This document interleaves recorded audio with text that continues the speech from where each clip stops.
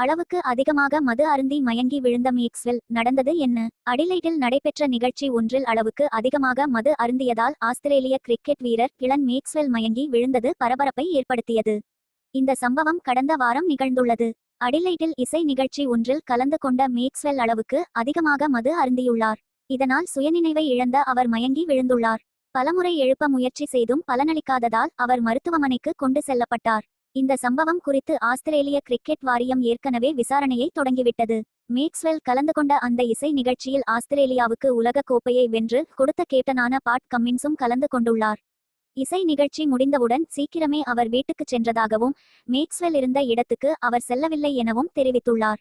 அதேபோல் தனிப்பட்ட ஒருவரின் செயல்களுக்கான பின்விளைவை அவர்களே சந்திக்க வேண்டும் எனவும் பாட் கம்மின்ஸ் தெரிவித்தார். இதற்கிடையில் மேற்கிந்திய தீவுகளுக்கு எதிரான ஒருநாள் தொடரிலிருந்து மேக்ஸ்வெல்லுக்கு ஓய்வு அளிக்கப்பட்டுள்ளது. இருப்பினும் இந்த சம்பவத்துக்கும் மேக்ஸ்வெல்லுக்கு